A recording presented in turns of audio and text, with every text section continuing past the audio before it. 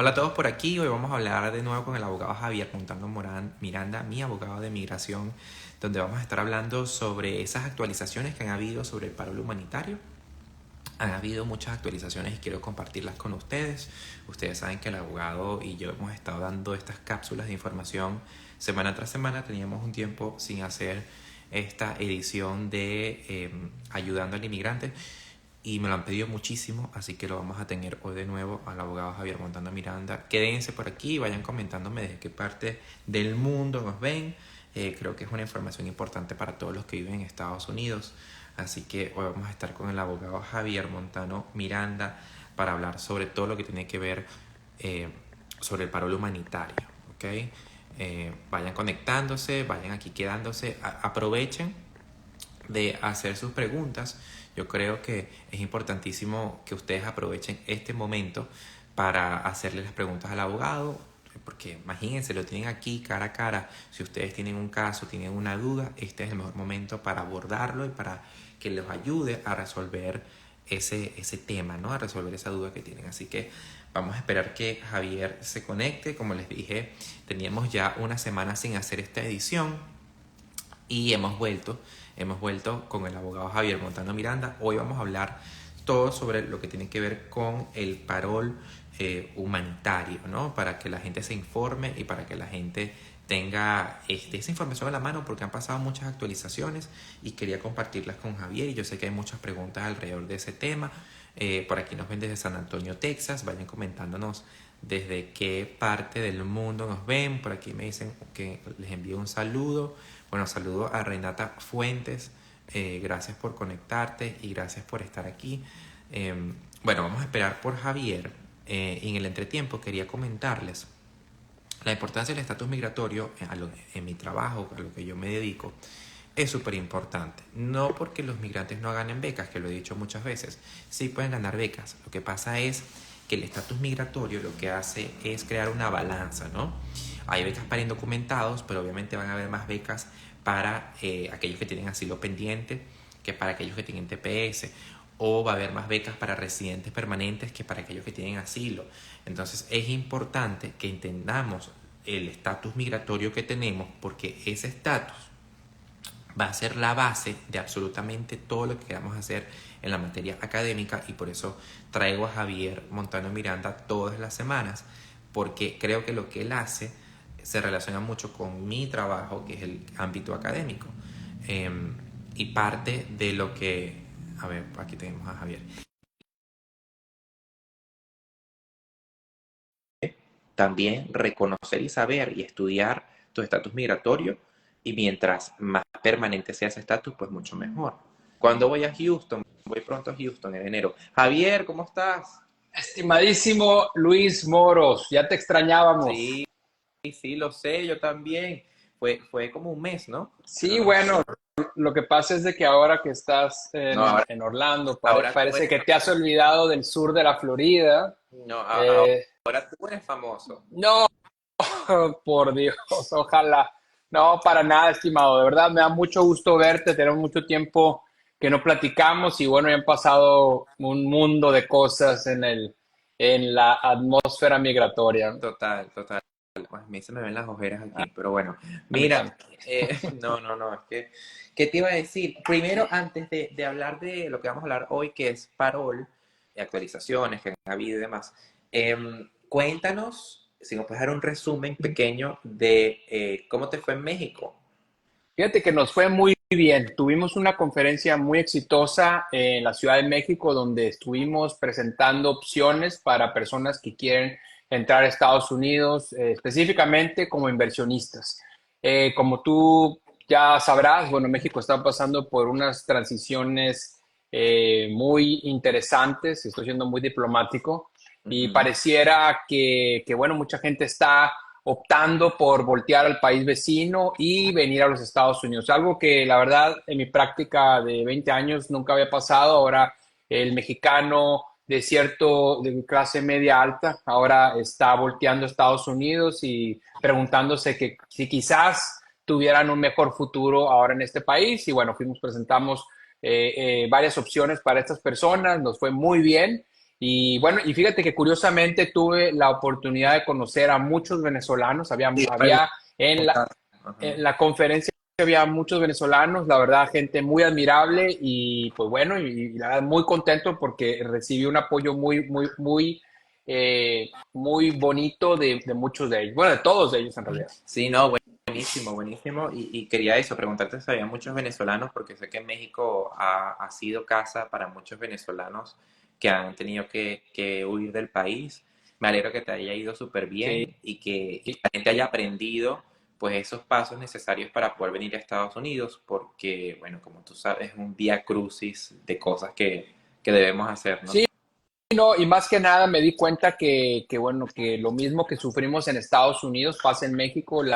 El problema número uno que tiene la práctica migratoria es la desinformación. Ese consejo de Google, ese consejo de social media, de Sí. Instagram, que muchas veces pues es un consejo parcial y bueno, creo que pudimos disipar algunas dudas para algunas personas, pero bueno, hay mucha labor que hacer y bueno, y por eso es que me da mucho gusto cuando tenemos estos programas, porque yo, aparte del alcance que tienes, yo sé que tienes un interés muy intenso de educar a la gente y de decirles, bueno, cómo es que deben de hacer las cosas adecuadamente y la verdad, por eso es que me siento muy identificado contigo en ese aspecto, porque creo que tenemos la misma misión. Obviamente tú en lo tuyo y yo en lo mío, pero al final de cuentas es educar, ¿verdad? Total, total. Mira, aquí te saluda a ti, a mí no me saluda. La abogada Lorena de México, que Ah, sé que estuvo en tu conferencia, y saludos al abogado Javier un Montano. gran abrazo a Lorena, una historia admirable, de verdad. Muchos saludos, hace una gran labor, una labor altruista, de verdad, admirable. Así que un gran abrazo a ella. Sí, yo estuve con ella en uno de sus programas y de verdad que fue un placer estar allí y compartir un poco y educar un poco. Ahora sí, mira, Javier, ¿qué pasó con el parol humanitario para los venezolanos? Hace unas semanas nos despertamos y la administración de Biden había pues decidido pausar el parol humanitario para los venezolanos. Sé que Sí. ya está reanudado, que ya la gente puede seguir aplicando, pero inicialmente, ¿qué pasó? Porque la gente estaba muy asustada. Bueno, lo que pasó fue que, como tú sabes, cuando uno abusa del sistema, el Departamento de Inmigración cierra todas las avenidas y, bueno, y de una manera preventiva detuvo el procesamiento de personas que ya tienen el parol aprobado y las personas que están aplicando. Y básicamente lo que pasó fue lo que lamentablemente pasa con muchos del tema migratorio, que la gente abusa, la gente empieza a someter aplicaciones fraudulentas, te dice bueno, que empezaban a fungir como sponsors personas que estaban muertas, Wow. personas que no existían, números de seguros sociales de personas que ni siquiera sabían que estaban fungiendo como sponsors y encontraron también en uno de los reportes que al parecer utilizaron la misma dirección electrónica a los sponsors en las mismas 100 El mismo correo en el sí. mío correo electrónico en 19,000 aplicaciones. Wow.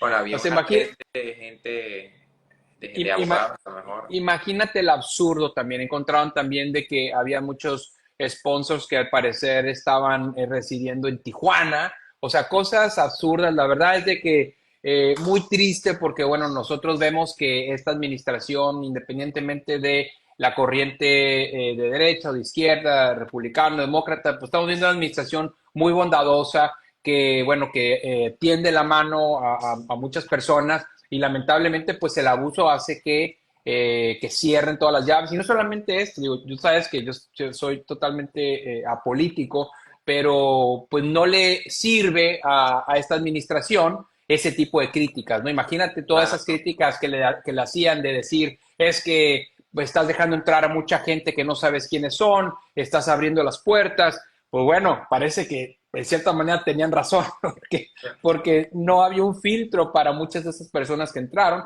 pero curiosamente, y la verdad yo estoy impresionado, después de haber encontrado estos fraudes y estas manipulaciones de información, en casi un mes reanudaron esto. Sinceramente, yo pensé que iban a esperar a que pasaran las elecciones, porque a Biden lamentablemente pues lo han atacado muchísimo, bueno, lo han atacado muchísimo por esto, pero yo pensé que iban a esperar las elecciones y no, reanudaron esto. Muy admirable de esta administración, que a pesar de las críticas de ambos bandos, reanudaron pensando que esto es lo correcto. Ahora te pregunto, en tus años de práctica, ¿habías visto este tipo de hechos?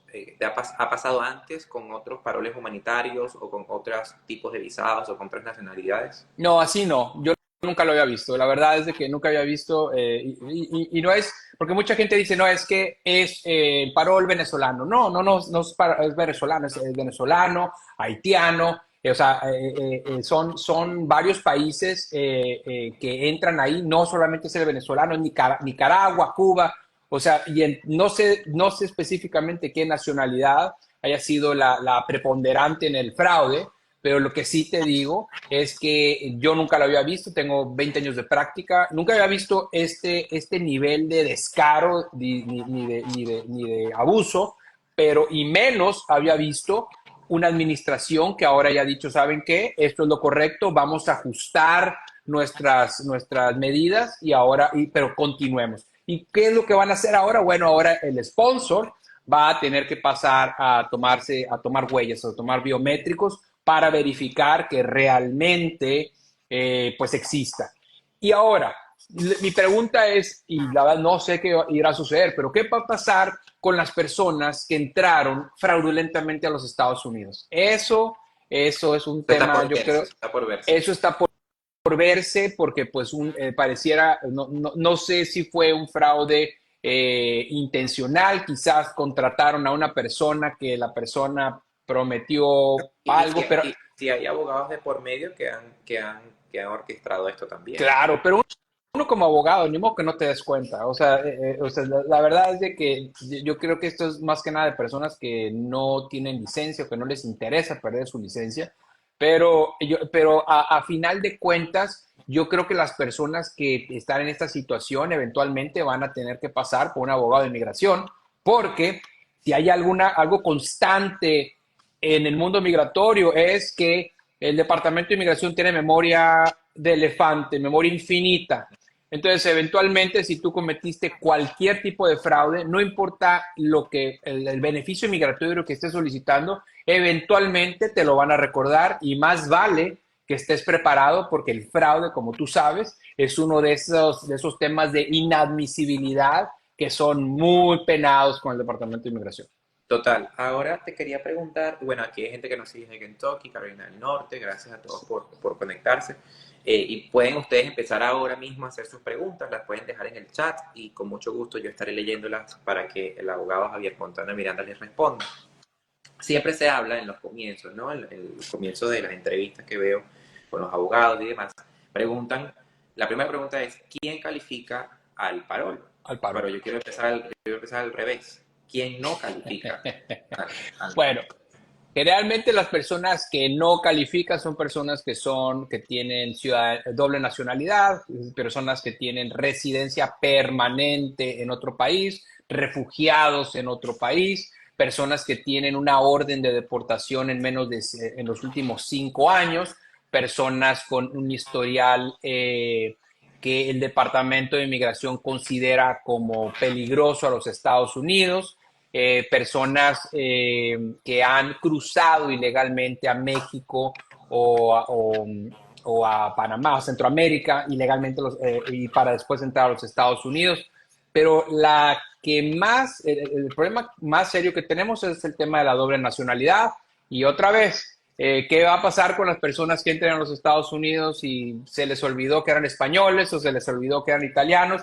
Recordemos que porque el Departamento de Inmigración no tenga una información ahora, no significa que no la vayan a tener en 10 años o en 5. Y bueno, tú sabes que si tú obtienes un beneficio migratorio ocultando, omitiendo algo, es considerado fraude y te pueden no solamente negar el beneficio que estés solicitando, sino que te pueden negar todos los anteriores. Te voy a poner un ejemplo. ¿Qué pasa si una persona entra a los Estados Unidos ilegalmente y después aplica la residencia, le dan la residencia, aplica la ciudadanía, tienes ese ciudadano, ¿y qué pasa si después descubren que esa entrada fue ilegal y que mintió al entrar, al aplicar la residencia, después de la ciudadanía? El Departamento de Inmigración va a tomar la decisión de preguntarse si te desnaturalizan o no, o sea, te quitan la ciudadanía, Wow, porque uno de los requisitos de la ciudadanía es haber obtenido la residencia adecuadamente. Entonces, es un efecto dominó que lamentablemente te va a seguir toda tu vida. Entonces, como siempre hemos dicho en este programa y en todos, eh, sea, la honestidad es la mejor póliza que puedas tener en la vida y en ante el Departamento de Inmigración. Porque no te descubran ahorita no significa que se pueda decir o que no te lo vayan a descubrir. Pero algo que es constante es el Departamento de Inmigración no escatima recursos para ir tras esa persona que le mintió hace 20 años. total. Ahora, ya hablando de ese tema, me gustaría que nos comentaras cuáles han sido los cambios más significativos que ha implementado Inmigración desde antes de cancelar el parol y ahora que lo reanudaron. ¿Cuáles son los cambios más significativos que han implementado para evitar el fraude? Bueno, supuestamente ahora están encauzando mayores recursos y más oficiales en la revisión de estos beneficios. Recordemos que una de las cosas que decían es que, como excusa, que no es excusa, pero es no tenemos los recursos suficientes y estamos aprobando solicitudes que se veían bien. O Oh, sea, por encimita, ¿no? sin Por verificarlo. encima, ¿no? Verificar. Sin verificar. Entonces, parte de eso fue el tema de que no tiene los recursos, supuestamente ahora asignados esos recursos, pero yo creo que el más significativo es el tema del biométrico, o sea, del tener que ir a tomarte las huellas. Mucha gente dirá, bueno, es que esto es una imposición para la persona que está haciendo como sponsor, porque de por sí me está haciendo el favor de ser un sponsor y ahora lo van a citar para ir a tomarse las huellas. Bueno, recordemos que es comparado con el compromiso financiero del Claro. sponsor, de apoyarte económicamente mientras tú estés en los Estados Unidos, el que lo citen a tomarse las huellas no es nada.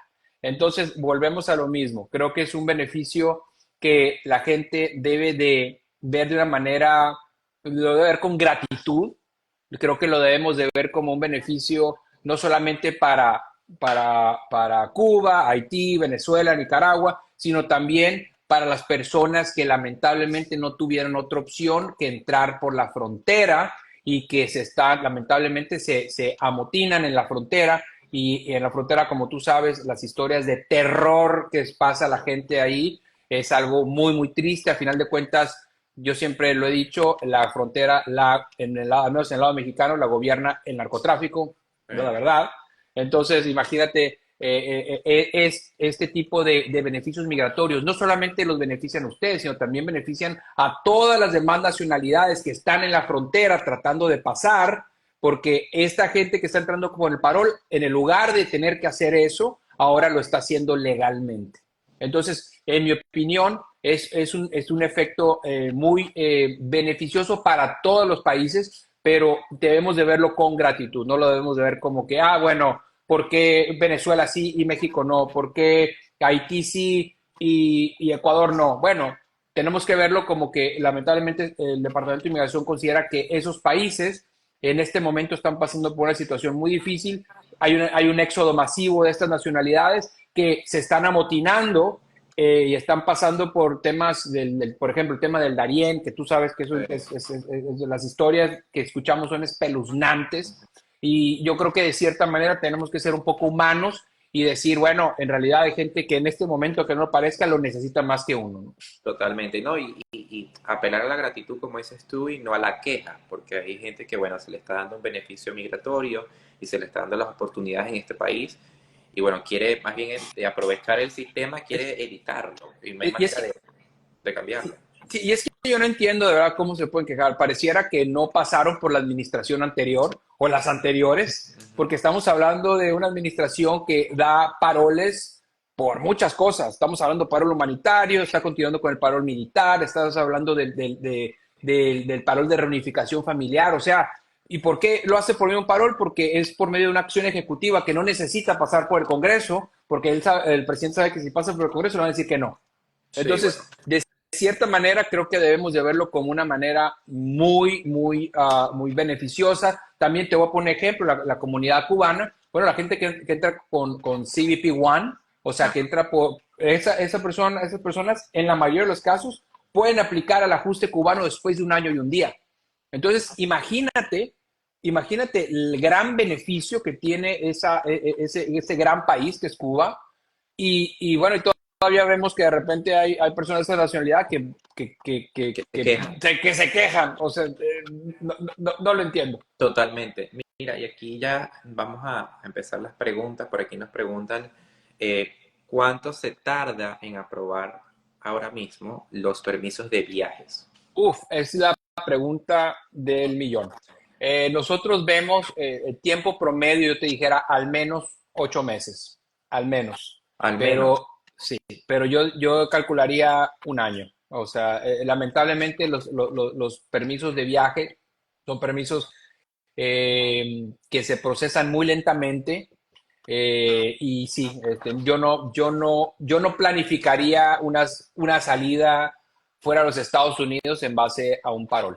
Ahora, mucha gente dirá, ¿por qué quieres sacar un parol? Bueno, ya lo hemos platicado anteriormente. El parol le sirve, por ejemplo, a personas que tienen un TPS a salir fuera de los Estados Unidos, reingresar a los Estados Unidos y resetear, por así decirlo. Yo sé que no es la palabra adecuada, pero se entiende. Es resetear el estatus legal de la persona. Recordemos que cuando una persona entra a los Estados Unidos, entra legalmente, pero el tiempo que estuvo esperando su asilo o el tiempo que estuvo esperando su TPS no es estatus legal, es estatus autorizado. Y al salir y reentrar con un TPS, tú estás reentrando y ya estás en estatus legal. Entonces, una persona que tiene un TPS y tiene un permiso de salida, en la mayoría de los casos es recomendable salir y reentrar a los Estados Unidos. Sobre todo si tiene un asilo que no tiene Fundamento. buenos fundamentos. Correcto.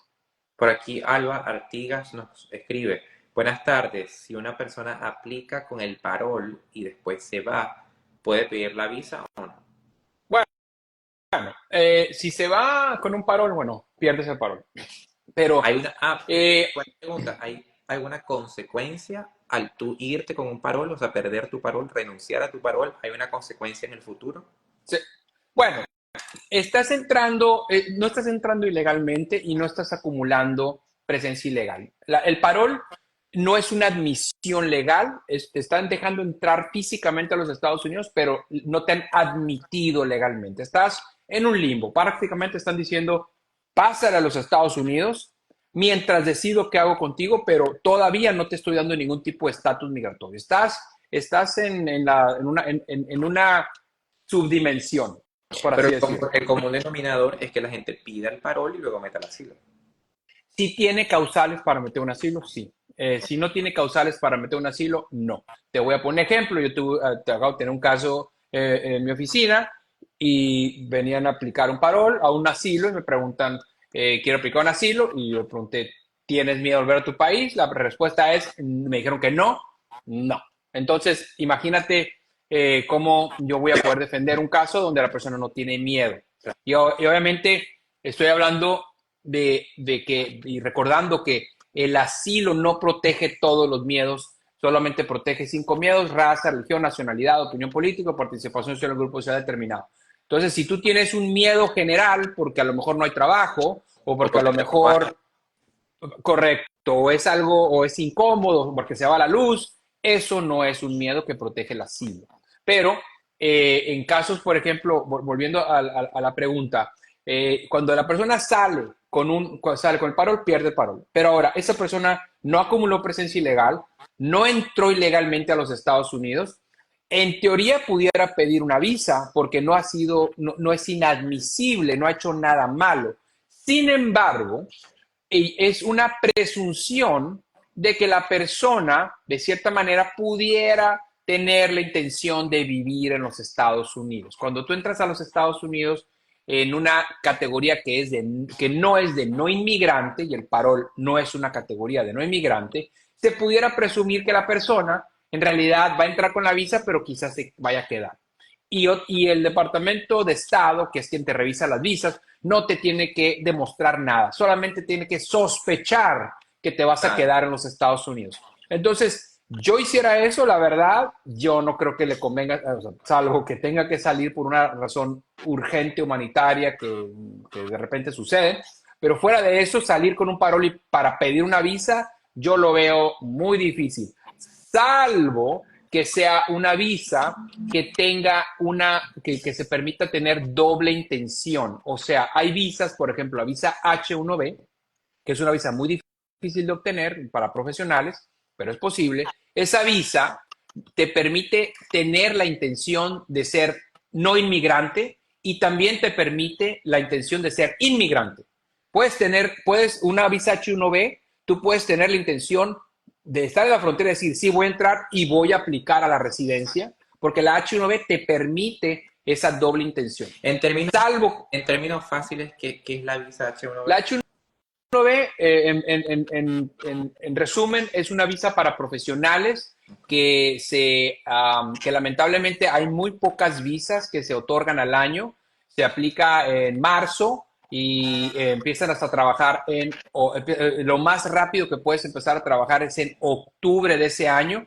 Generalmente se acaban muy rápido porque dan muy pocas visas y dentro de todo, básicamente aplicas a la visa H1B, entras en un sorteo junto con otras 600,000 personas, escogen muy pocas visas y si te escogen, te revisan tu caso, que tiene un escrutinio bastante elevado, y si te aprueban tu visa, entonces puedes empezar a trabajar hasta octubre de ese año. Entonces son visas muy difíciles de obtener, no es fácil obtener una visa H1B. Rápido, y prometo no profundizar más en este tema. Adelante. ¿Qué profesional aplica esta visa? ¿Todo tipo de profesional? Todo tipo de profesional, siempre y cuando haga funciones de profesional. Estamos hablando de ingenieros, arquitectos. Okay. Pero tiene que tener un título de una universidad.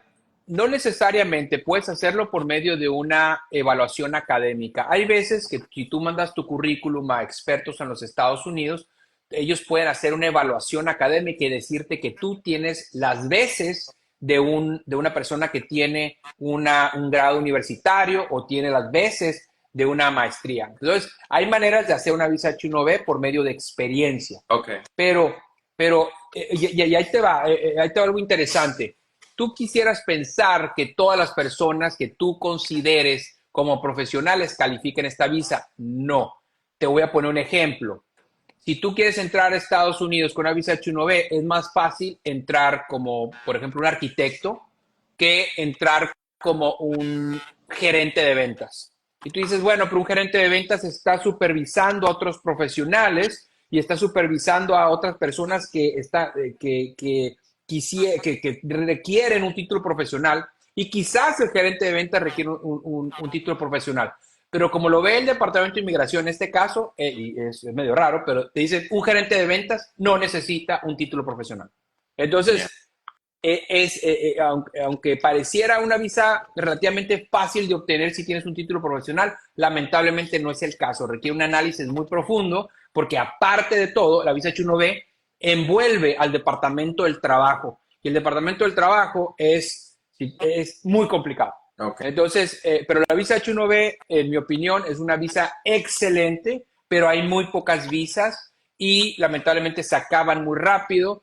Y salvo que esta persona que quiere salir con el parol, quiere entrar con una visa H1B y no haya acumulado presencia ilegal anteriormente y no tenga ningún otro tipo de admisibilidad, yo no me animaría a hacer eso. Ok, bien.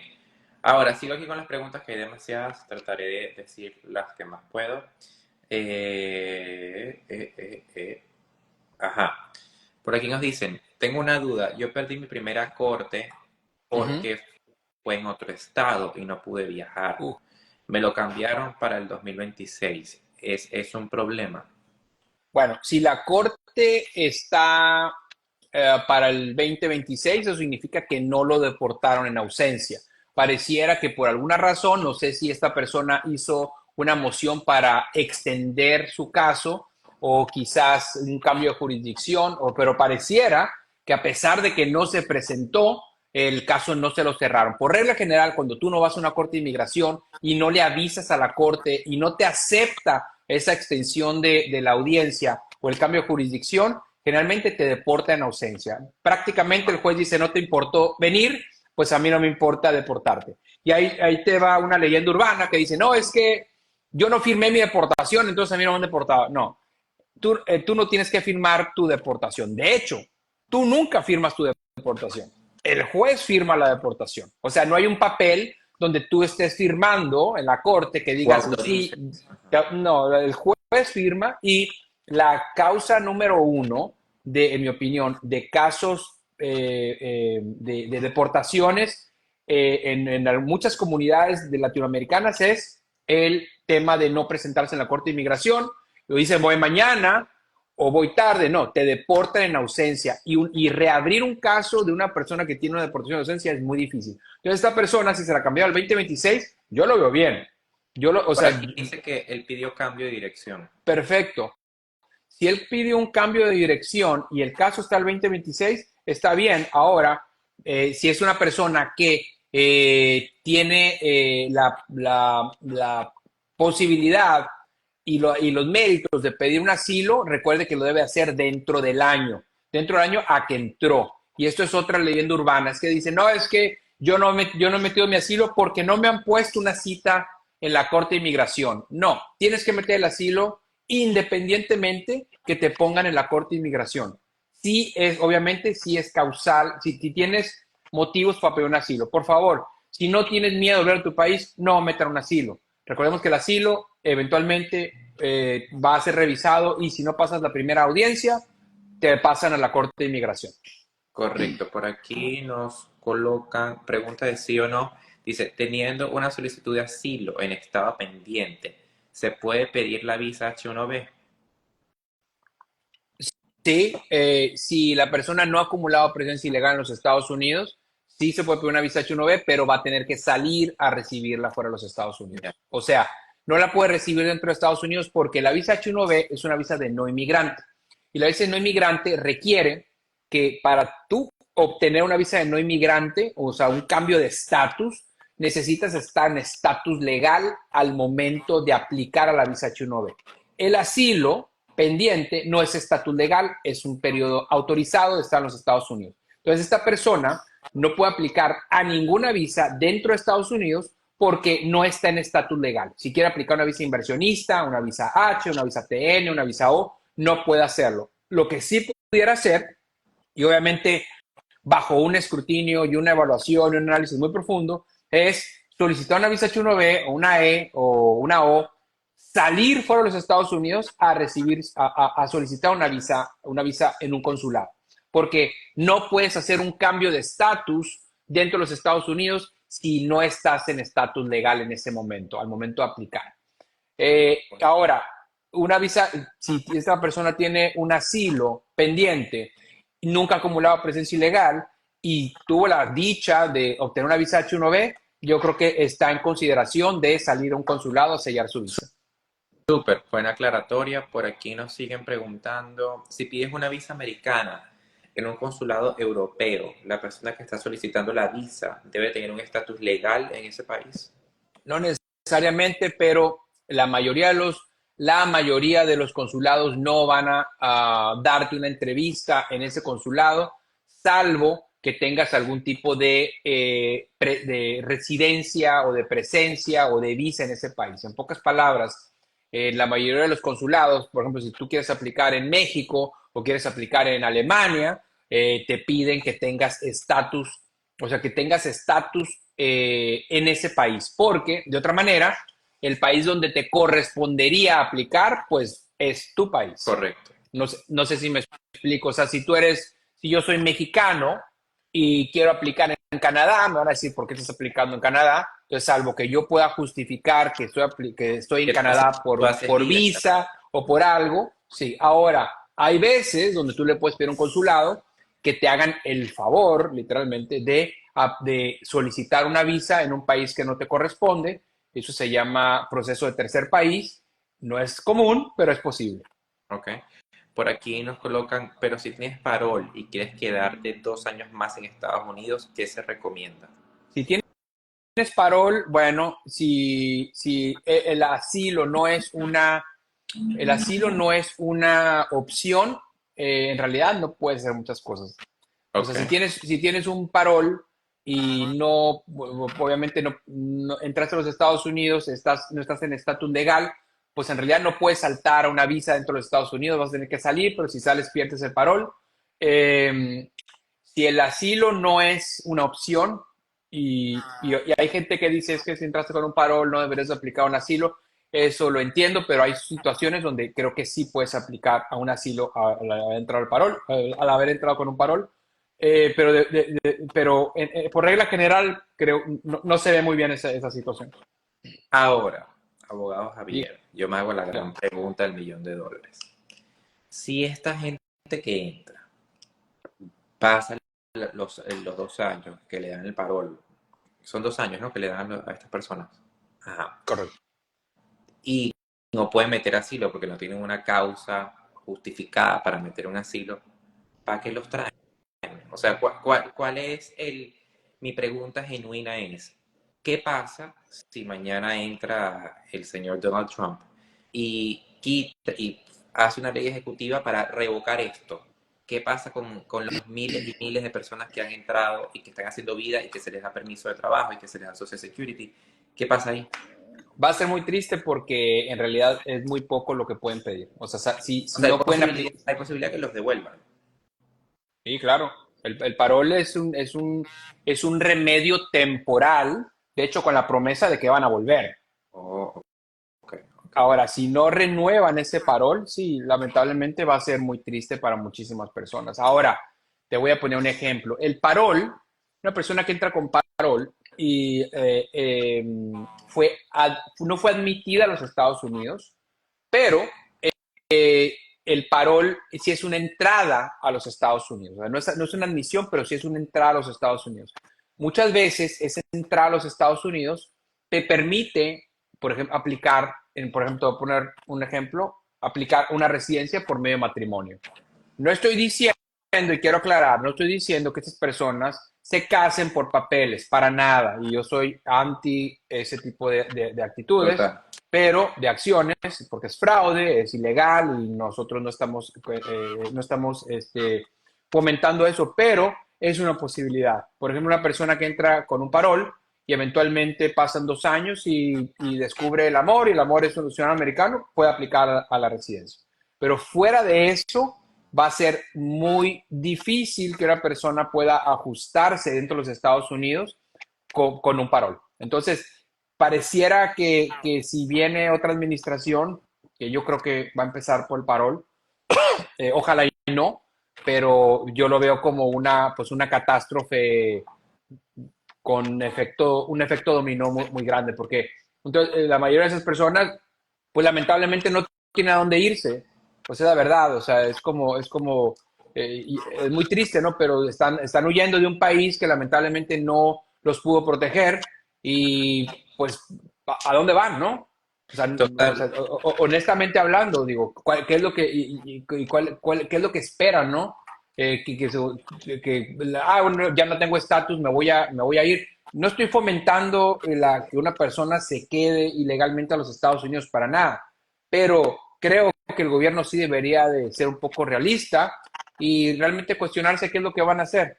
Están huyendo de un país, están pidiendo un refugio en un país, en un gran país que es los Estados Unidos, bondadoso, que te da todas las oportunidades del mundo, que el límite te lo impones tú y ahora me estás diciendo que tengo que volver a otra parte. Digo, yo como abogado, yo no puedo decirle a nadie que se quede ilegalmente, pero yo entiendo que muchas personas lo hagan. No, y que también la ola migratoria que se puede desatar, porque si acabas de explicar que, por ejemplo, cuando se termine ese paro, la gente se va a poder devolver a su país y luego puede sacar una visa de turista, tú sabes cómo funciona esto. O sea, va a haber gente que va a querer volver a quedarse con la visa turista, aunque no puedan. Pero la ola migratoria que se va a presentar, si los devuelves, también es gigante, porque cuando ya esas personas están aquí, hacen vida aquí, van a hacer lo que sea que esté en sus manos para poder hacer vida aquí, y más si tienen familiares, y más si tienen ya Claro. una base, ¿no? Porque 2 años es una base para hacer una vida. No, claro,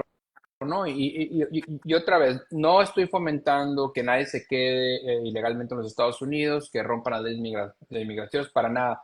Pero tenemos que ser realistas de que, o sea, si vienes huyendo del hambre, de la falta de medicamentos, de falta de energía, falta de todo, digo, yo creo que uno se acostumbra muy rápido a lo bueno, ¿no? Total, Es la total. verdad.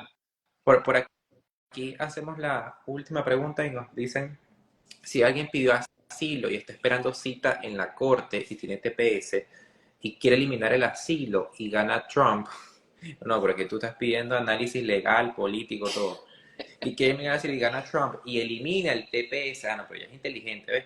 Ella tiene el síndrome de mi novia, o sea, ella es la ansiedad en vida, o sea, ella está pensando en si le aceptan la corte, pero la cita, pero si gana Trump y le eliminan el TPS. Entonces por aquí dice, la pregunta es, la repito, sin yo interrumpir. Ay, se cayó eso. Dice, si Sí, alguien pide asilo y está esperando cita en la corte y sí, tiene TPS y quiere eliminar el asilo y gana Trump y elimina sí. el TPS, ¿qué le pasaría? ¿Lo deportaría? Generalmente puedes reiniciar tu asilo. O sea, puedes reaplicar a tu asilo. Ah, sí, eso se puede hacer. Sí. No va a ser fácil. Así lo abandones. Así, no, es que no los abandones. El juez lo está cerrando. O sea, tú vas a la corte y dices, en este momento no voy a continuar porque tengo este otro beneficio.